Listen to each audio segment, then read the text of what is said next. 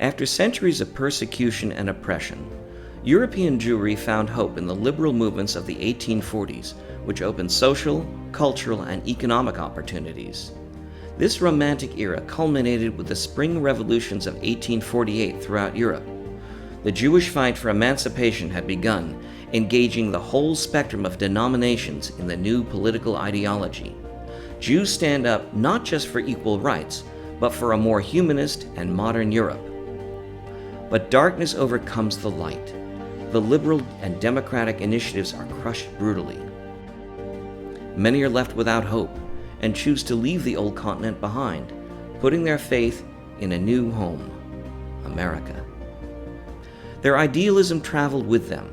Some became active in the abolitionist movement, fighting alongside John Brown. In 1861, when the Civil War erupts in the United States, many of these new American Jews respond to the Union's call to arms, their European combat experience critical in a country with no standing army, rising the ranks and contributing to the Union's ultimate victory. History calls them the Jewish 48'ers.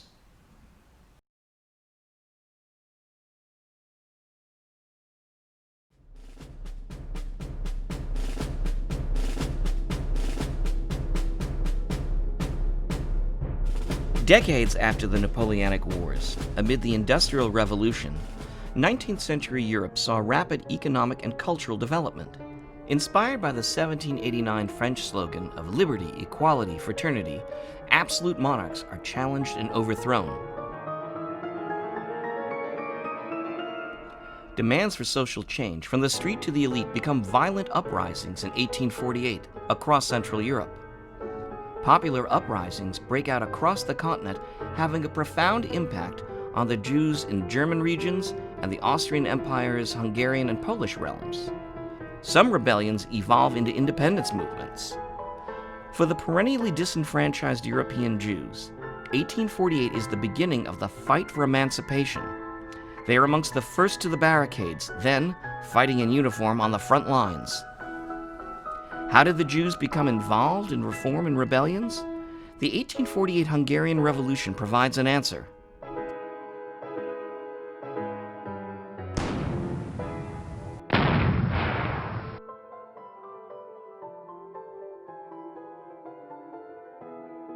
The first Hungarian commercial bank of Pest was a product of the pre-revolution Reform Age.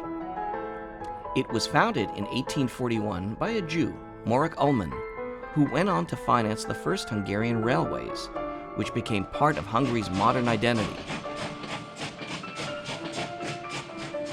Ullmann was born in 1782 in the town of Pécs.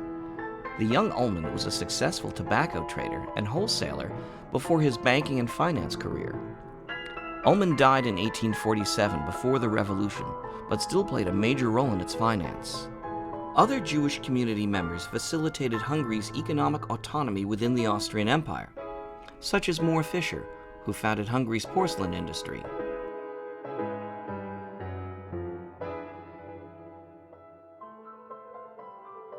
Historians say there is no revolution without music. In the 19th century, it was how ideas were spread through the populace. Dances, folk melodies, and military songs transmitted and raised spirits. Popular musician Mordechai Rosenthal was born in 1788 in Balassagyarmat.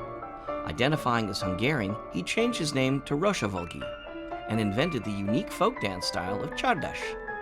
Rosavolgi died before the revolution but was so inspirational, the Austrians suppressed Csardas long after crushing the revolt. Rosavolgi's son, Gyula, served as a first lieutenant in the 1848 Hungarian Revolutionary Army. Gyula later owned a successful music publishing business in Budapest.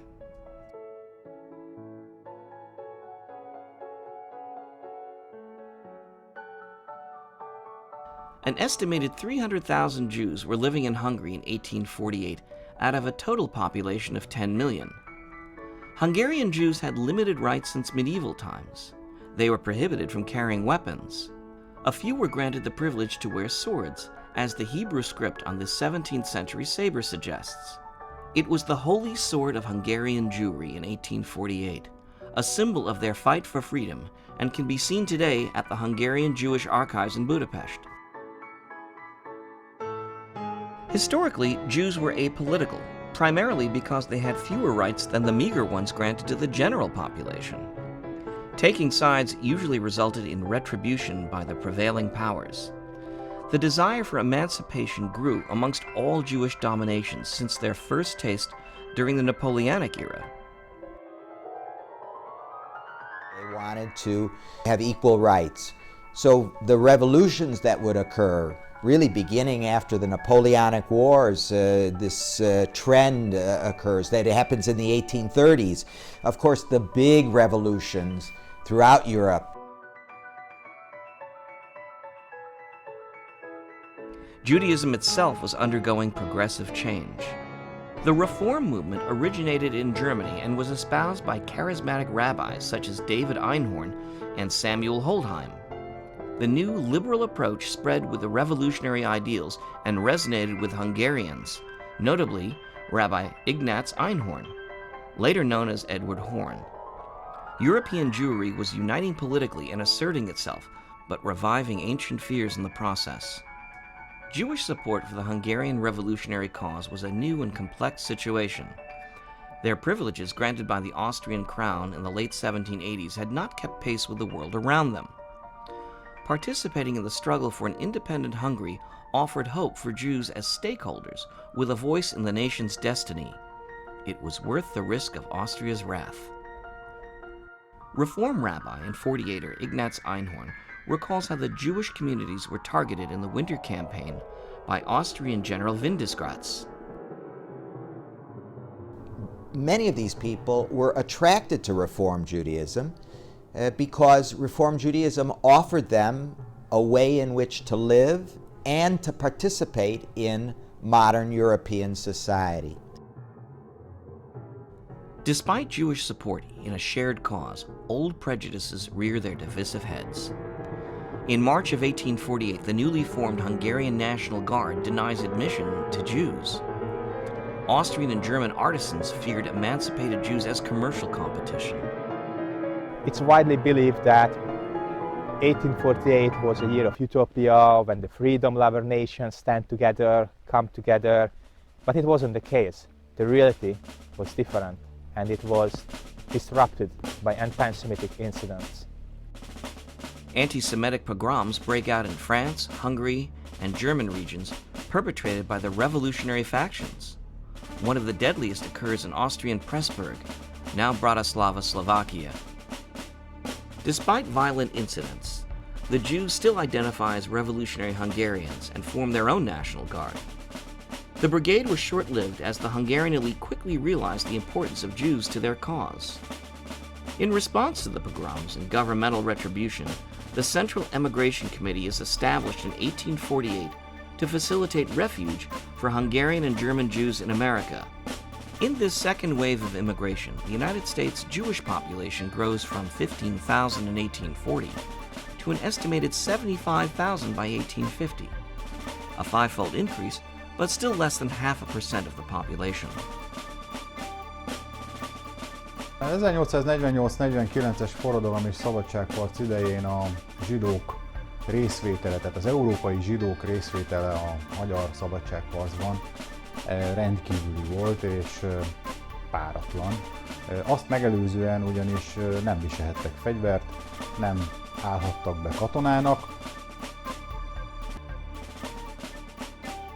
At age 18, Adolphus Hupsch was one of the young Jews who took up arms against the Austrian crown, rising to the rank of lieutenant. After leaving Europe, he will become a prominent figure in American progressive Judaism as rabbi of Ahavat Chesed in New York. Hungarian revolutionary leader Lajos Kossuth praised the Jewish contribution to their cause. Generals Gergely and Plokha spoke highly of Jewish troops under their command. Kossuth estimated the number of Jewish soldiers at between 20,000 and 35,000. Records at the American Jewish Archives in Cincinnati suggest there were as many as 50,000 Jewish combatants, but estimates may include non-Hungarian Jews from Poland and Germany. Polish General Joseph Bem's volunteer legion included many Jews, one of whom was Michael Halprin, an early and passionate supporter of the 1848 cause. Halprin's friendship with Lajos Kossuth and other senior Hungarian ministers made him a target for Austrian Habsburg retribution. He made his way to America, arriving in 1856. After witnessing the cruelty of slavery in the United States, Halprin becomes an ardent abolitionist, invoking biblical arguments in anti-slavery articles. Through rabbinical debates on slavery, Halprin meets David Einhorn, the German reform rabbi expelled from Hungary in the early 1850s. Emperor Franz Joseph felt the Jewish reform movement fomented progressive ideas and revolution.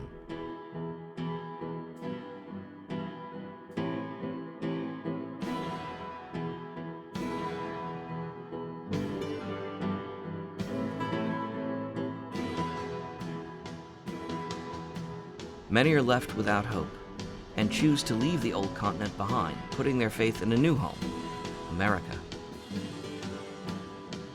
By the end of 1849, most of the revolution and independence movements have been defeated by the Habsburg armies and their allies. The intervention of Tsarist Russia crushes the last Hungarian hopes for press freedom, civil liberties, tax and land reforms, and abolishing feudal serfdom. Példátlan megtorlás következett, rendkívül sok embert végeztek ki, vagy adott esetben vették el a vagyonukat, és ezzel összefüggésben, ez elől menekülve nagyon sokan emigráltak is Magyarországról. For the defeated, the options are brutal oppression or emigration. America offers a beacon of hope. The voyage was long, harsh, dangerous, and expensive. It began with land journeys to the ports of Northern Europe and England. Some remained in transit longer than intended as funds and health ran out. Between 1848 and 1860, more than 50,000 European Jews arrived in the United States for a new life and some of the freedoms they fought for at home. Veterans, their families, and rabbis all sought better opportunities in America. They're feeling a pull to the New World. Why are they being pulled to the New World? They're being pulled to the New World because publications have been issued in various European languages. Religious leaders of the liberal movements here, Jewish religious movements in America, the liberal movements in America.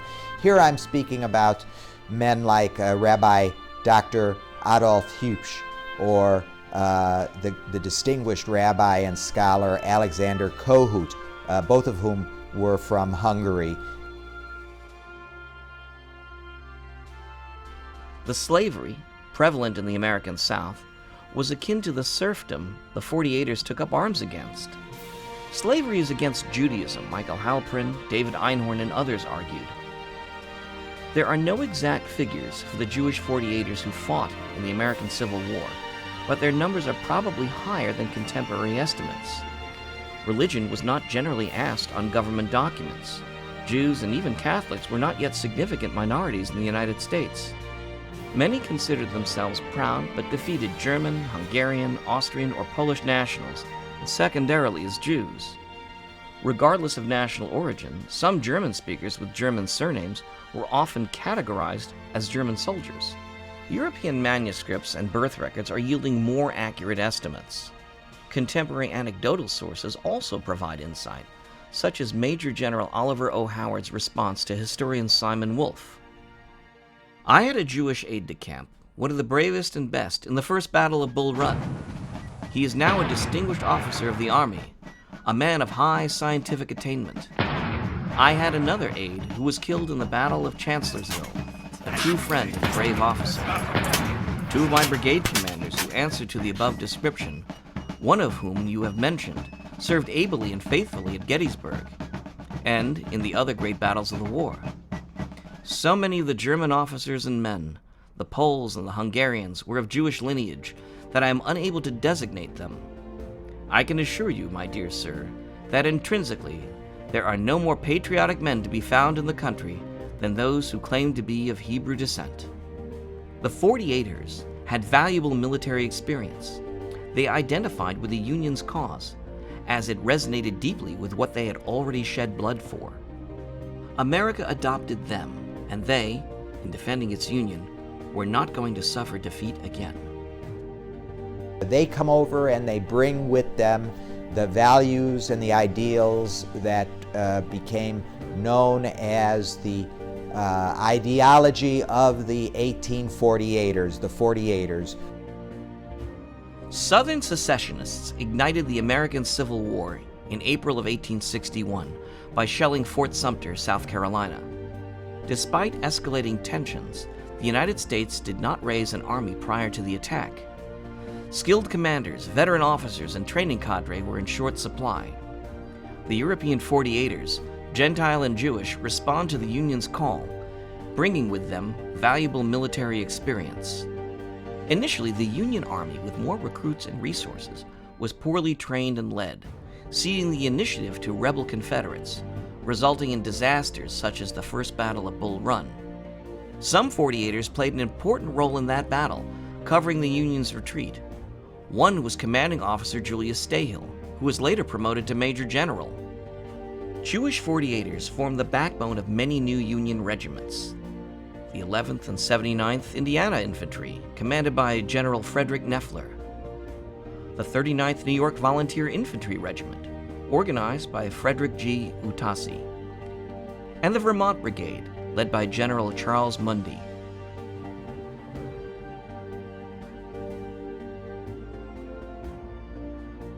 Prussian anti-Semitism deprived Lieutenant Leopold Blumenberg of his earned military decoration.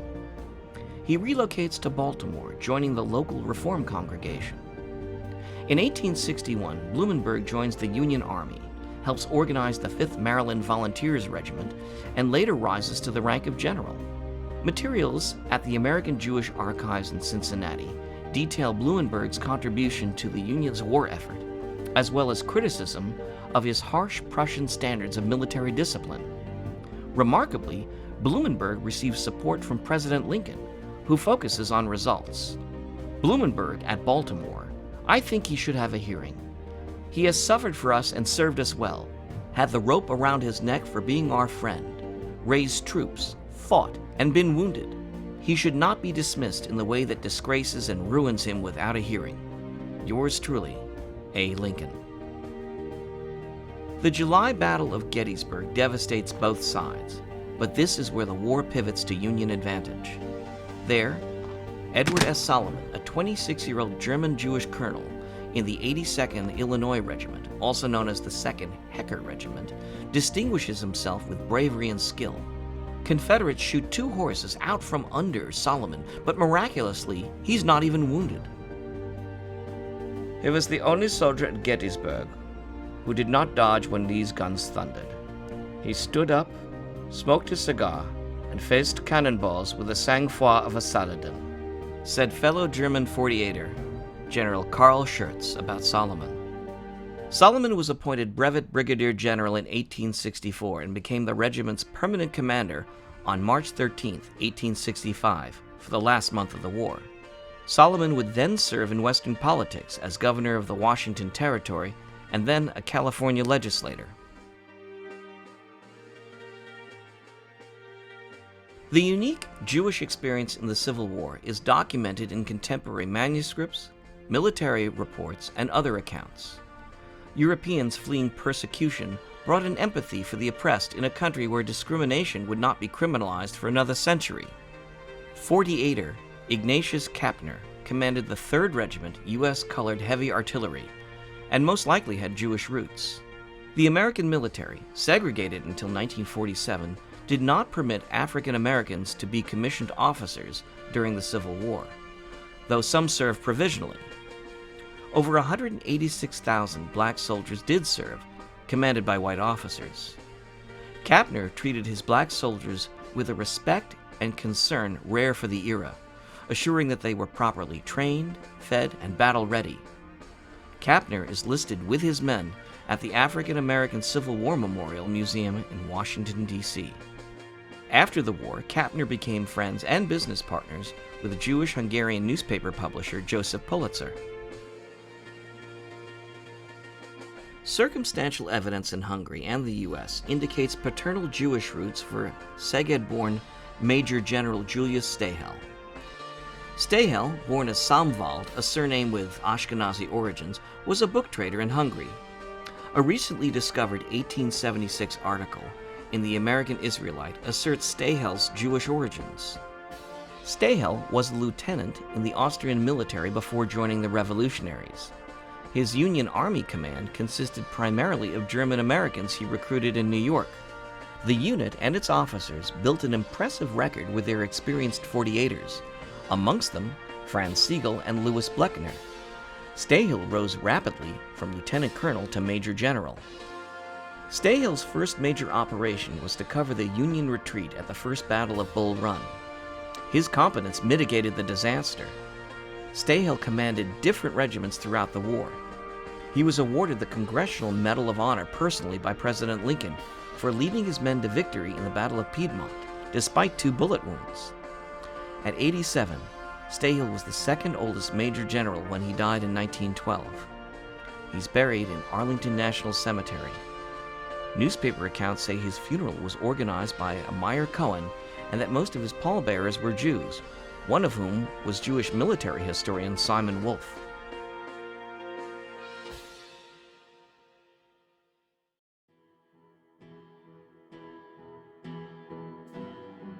While many 48'ers served as field-grade commanders, recently discovered papers illustrate the stories of non-commissioned officers, one of whom was Aaron Marx, a German Jew who settled in Ohio, as did other 48'ers. Marx fights through the war as a sergeant and after becomes Cleveland's first Jewish police officer, retiring after 27 years.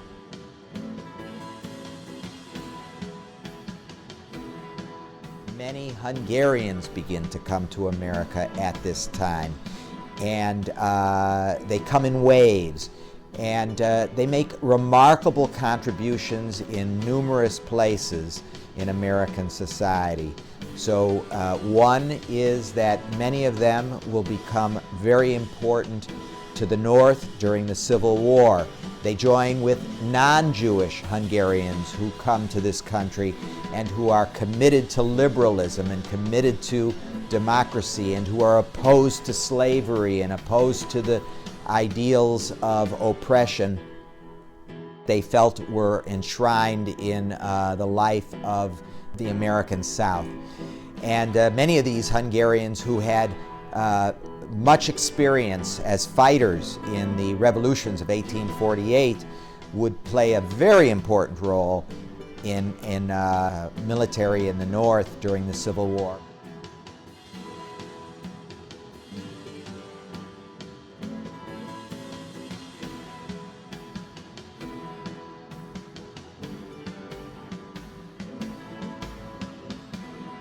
In 1860, on the eve of the Civil War, about 150,000 Jews were living in America.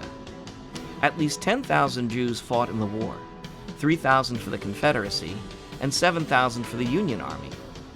This number is expected to increase as more European birth documentation is examined. Adolphus Adler was a Hungarian Jewish 48'er and a colonel in Brigadier General Henry Wise's Confederate regiment. Wise had no prior military experience and depended upon competent subordinates for success. Adler's engineering qualifications also served him well. Despite Adler's military success, his reputation is ruined after he challenges a Richmond, Virginia newspaper editor for printing a virulent attack on the Jews of the South. Adler prepares for a duel, but is preempted by the editor's apology. Adler shows there's a cost to libeling Jews as cowards, but he too pays a price. Imprisoned by the Southern military for threatening to duel, some in the Confederacy suspect that he has treasonous sympathies for the Union. Adler refuses to cooperate with his interrogators, attempts suicide, but then manages to escape, eventually to the north, and joins the Union Army. Unlike Adler, thousands of Jews, including some 48'ers serving the Confederacy, fight to the end. One German Jew, Major Adolf Proskauer, is cited for his bravery for the rebel cause at Gettysburg. The fratricidal nature of the American Civil War even applied to European Jews. Many foreign-born Jews living in the Confederacy opposed slavery. Leopold Karpeles, born in Prague, was one. The Karpeles family in America was divided. Leopold's brother Emil, a convert to Christianity, will fight with the Confederate Army. Prior to the war, Leopold Karpeles gains tactical experience in encounters with Native Americans as a Texas Ranger. That service gives him an advantage over other recruits when he joins the 57th Massachusetts Infantry Regiment. Karpeles is awarded the Congressional Medal of Honor, the military's highest decoration for gallantry in the Battle of the Wilderness. The Medal of Honor was created and awarded generously during the Civil War to boost flagging morale. Karpeles received his after the conflict in 1870. The citation reads, "While color bearer, rallied the retreating troops and induced them to check the enemy's advance." It continues stating erroneously that Karpeles was born in Hungary, while Prague was in the Austrian realm of the empire, and after the dual monarchy was established in 1867. Paramount to the military was service over specific origins of its foreign-born heroes. Leopold Karpeles wasn't the only Jew who received the nation's highest military award. Research into the names of Medal of Honor recipients that suggest Jewish origins confirms that at least 3 others share that honor: Abraham Cohen and David Urbanski of Germany, and Benjamin Levy, the only American-born of these 4 soldiers. Urbanski's Medal of Honor is displayed at the American Jewish Archives in Cincinnati.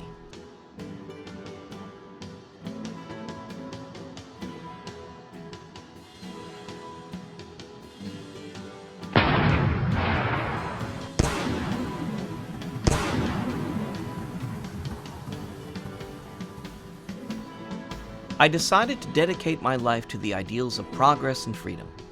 I never deviated from this decision during the course of my long life, a life rich in stormy events. August Bondy. The role of Jews in the pre-war abolitionist movement had been a footnote until recent research added significant details. The struggle against slavery was fought by Jews across the Orthodox Reform ideological spectrum. August Bondy was amongst at least 3 Jews documented with John Brown's armed raiders, freeing slaves together. Bondy, an Austrian, was enthralled by the ideology of the Hungarian Revolution. As a well-educated teenager in 1848, Bondy fights in the Vienna Rebellion, but gives up as the Hungarian revolutionary forces do not come to their aid. Marked for retribution, Bondy escapes to America and joins John Brown's militant abolitionists, taking part in the Bleeding Kansas raids in the mid-1850s. Bondy's fight does not end with Brown's execution. He serves as a sergeant in the 5th Kansas Cavalry, wounded in action 3 times. After the war, Bondy continues as an observant Jew, speaking about his motives and experience in the abolitionist movement, saying, "My parents always impressed upon their children that Jews or Christians, high or low, are all children of a common father. These principles affected my conduct all through life. While keeping a strictly Jewish house, my parents favored my knowledge of other religions. I had read the New Testament before I was 8 years old. I could not, under these conditions, help forming my mind according to the commands of Moses. Thou must love the Eternal, thy God, and thy neighbor as thyself. Enthusiastic Jew and lover of humanity."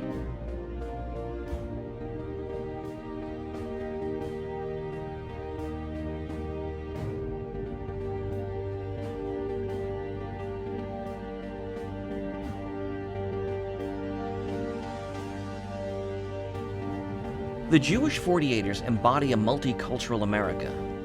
Frederick George Utasi, an Austrian lieutenant, defects to fight with the Hungarian revolutionaries, and later beside Giuseppe Garibaldi to unify Italy. In 1860, the Utasi family arrives in New York. In May 1861, he organizes and leads the 39th New York Volunteer Infantry Regiment, a multinational force of 11 companies composed mostly of 48'ers amongst 15 nationalities, 3 Hungarian companies, 3 German, and 1 each of Italian, Swiss, French, Spanish, and Portuguese. Colonel Utassi's brothers, Anthony and Carl, joined the unit as his lieutenants. Utassi will later rename the New York 39th as the Garibaldi Guards in honor of his Italian comrade. In June of 1862, Utassi leads a daring attack on the Confederate lines in the Battle of Cross Keys, Virginia. He defends the valley town of Romney with 300 men, earning praise from General Fremont. Colonel Utassi shows extraordinary bravery at Harper's Ferry, too. Utassi rides from one company to another, encouraging his men to fight. He's remembered saying, "I will never surrender as long as I have a shot." Other contemporary sources compare him to the Spartan king Leonidas, who would rather die in battle than surrender. Remarkably, the Garibaldi Guard make it through 1862 with no serious casualties. But in March of 1863, Utassi is arrested and relieved of command for selling Union horses for personal gain. The Garibaldi Guards are shocked, and the public is divided. Is he a hero or a fraud? Utassi is sentenced to a year in federal prison at Sing Sing, New York, where he quipped, "I speak 12 languages." And the guard replies, "Here at Sing Sing, we speak only one, and we'd like very little of that." The verdict causes a huge controversy. Some believe Utassi's removal from command was politically motivated. But what actually happened? While many of Utassi's men proved excellent soldiers, forging the polyglot Garibaldi Guards into a cohesive unit was no easy task. Utassi had to quell violence and occasional mutinies. The companies, organized by nationality, had to coordinate in battle. Issuing commands in 7 languages did not fix the problem. So, Utassi forbade German and all other languages, forcing his men to speak only in English. Most of Utassi's German subordinates condemned the Americanization order. While the Germans under his command were disciplined soldiers, there was friction. Utassi witnessed German involvement in anti-Semitic pogroms during the revolutions in Europe. The memory of that crossed the Atlantic. Was Utassi at fault for importing Old World conflicts? Soon after his foreign language ban, Utassi issued another unpopular order, forbidding alcohol in the regiment. With his popularity flagging, latent anti-Semitism was another means to undermine Utassi's command. Rumors flew that Utassi was a fraud, a Jew who fabricated his entire past, from his military records to his name, said to be Strasser, and pretended to be a Hungarian noble. These slanders repelled other Hungarian 48'ers and motivated support. Brevet Major General Alexander, a non-Jewish Hungarian 48'er, testified he knew Utassi in the revolution. But the media was not convinced and echoed the rumors after Utassi's arrest. Utassi's birth name was Strasser. Many Jews adopted Hungarian surnames as a statement of national identification, as new Americans anglicized their names when becoming citizens. Strasser means road in German, and translates to Ut in Hungarian. Utassi means of the road or a traveler. Testimony portrayed Utassi as a strict officer who demanded rigid discipline, taking a toll on morale and reflected in desertion rates, especially in the beginning of the war. Fellow Hungarian Jew Emanuel Lederer remembers Utassi as being a tough commander. Lederer, who was promoted to lieutenant for gallantry at the Battle of Cross Keys, wrote, "Always the soldiers of other regiments came to admire our clean camps and order." The last hope is a presidential pardon, but Lincoln rejects it, though he calls Utassi one of the best officers despite the circumstances. Some of the regiment's original officers resigned to protest Utassi's arrest. Others quit over the verdict. Hugo Hildebrandt, another Hungarian 48'er, takes command and leads the Garibaldis at Gettysburg, where they are key in repelling General Pickett's charge. They retake a lost artillery battery and capture 3 Confederate battle flags, despite serious casualties. Hildebrandt is severely wounded and then discharged from duty. About 10% of the original Garibaldi Guards are with the regiment at the war's end, lost through casualty, capture, desertion, and resignation.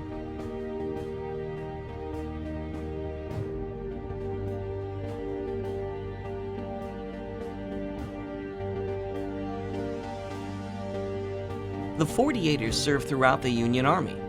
Frederick Neffler enters the history books with his heroic charge at the Battle of Missionary Ridge and is promoted to Brevet Brigadier General. Neffler was born in 1833 in Arid, then Hungary, now Romania. About 12% of the city's population was Jewish, and most identified as Hungarian. The young Neffler, about age 15, and his father Nathan, a surgeon, joined the Hungarian rebels. Frederick sees much action on the front line and is wounded. After the Hungarian defeat, the family leaves Europe for America, settling in Indianapolis. They are amongst the founders of Indiana's first Jewish congregation, which is still active today.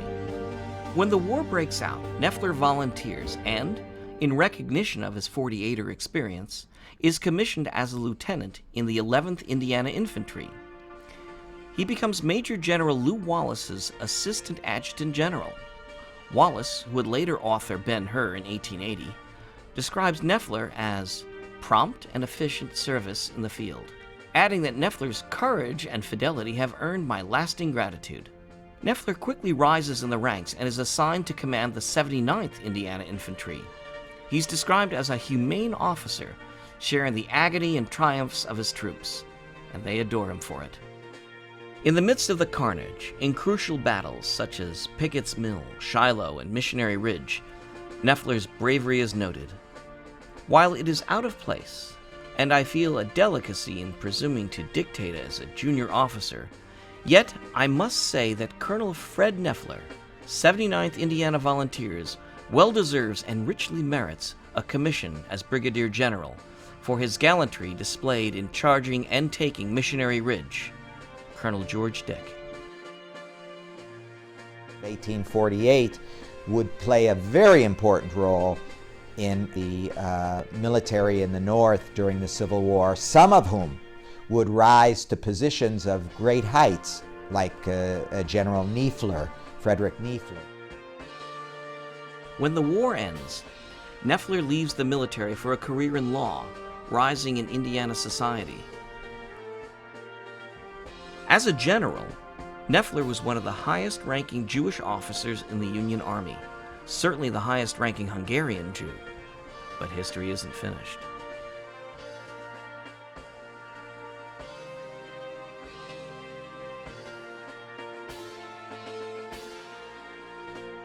Colonel Charles Mundy, Assistant Adjutant General of the division, who led it in person with most conspicuous gallantry throughout all the subsequent movements. With perfect confidence that the troops under his command would follow wherever he would lead the way, he pressed forward in front of the line of battle with a perfect disregard of all danger, and by his example, as well as by the skill with which he handled the command, contributed in a very great degree to the glorious achievements that day performed by the Vermont Brigade. Number 127, report of Brevet Major General Lewis A. Grant, U.S. Army commanding the 2nd Brigade. Charles Mundy is promoted to Brevet Brigadier General for his role in the Vermont Brigade's victory at Petersburg in 1864. Mundy is another young Jewish Hungarian 48'er inspired by revolutionary ideals. He joins the cause, excels as an artillery lieutenant, and promoted to judge of the court-martial in 1849. As the Austrians began executing captured leaders of the revolt, Mundy knew he had to flee Habsburg Europe. In 1850, Mundy makes his new home in Leavenworth, Kansas, and works as a notary. In August of 1861, Mundy volunteers for the Union, rated as a captain, and rises to major in a year. In 1864, at the Battle of Cedar Creek, Mundy is seriously wounded but soon returns to action. Colonel Mundy commands the Vermont Brigade at Petersburg, leading his men in a charge with such audacity that others speculate he's actually drunk.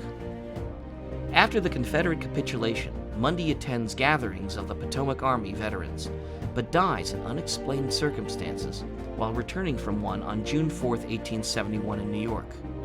He is survived by his Missouri-born wife, Alice Ryan, and their 6 children.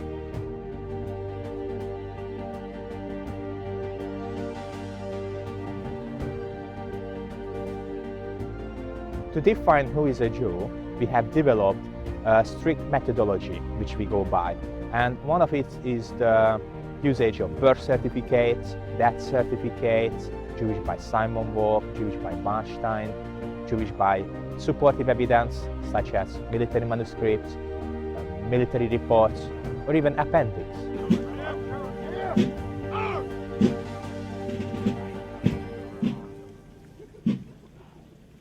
"48'ers are primarily associated with their military roles, but their contributions went beyond combat and training skills. They served as surgeons, scientists, and even spies. In his book, The American Jew as Patriot, Soldier, and Citizen, Simon Wolf mentions a M. Lully, a Jew who provided significant intelligence for the Union. This was Mono Lully, one of the most successful Union spies who used Hungarian for encryption, 80 years before the World War II Navajo code talkers.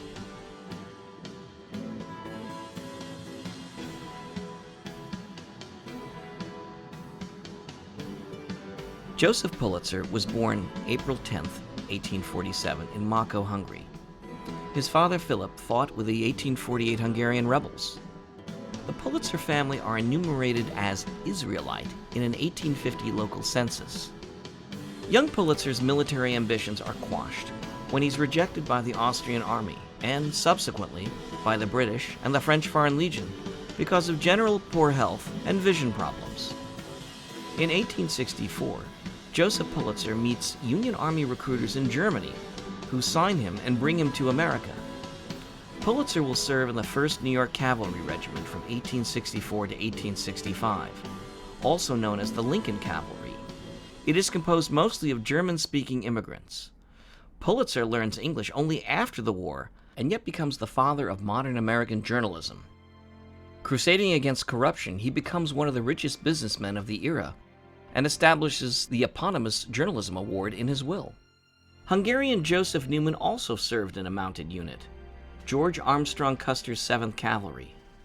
Newman enlisted as a private and mustered out as a captain in 1865.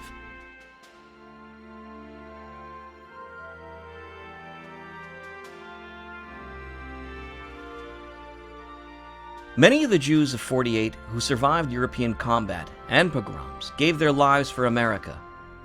Marcus Spiegel, an ardent abolitionist and colonel of the 120th Ohio Volunteer Infantry, made the ultimate sacrifice. A decorated officer from the 1863 Battle of Vicksburg recovers from wounds but is killed in action the following year when his Ohioans are ambushed. Archived letters between Spiegel and his wife illuminate the story of the Jews in the war and the abolitionist movement. His brother Joseph survives the war and founds the Spiegel Catalog. The role of Jewish 48'ers in the American Civil War has only recently received serious academic attention. Finally, their contribution is now being told. Their role in making a more democratic Europe, the Union victory, and the abolition of slavery in the United States is undisputed. After the war, many 48'ers continued to apply their ideals to build a more just and prosperous America in business, arts, and politics. The story of the 48'ers, European refugees, countered the myth that one couldn't be both Jewish and a loyal American. They are the freedom fighters of Europe, heroes of the Civil War, and the builders of America.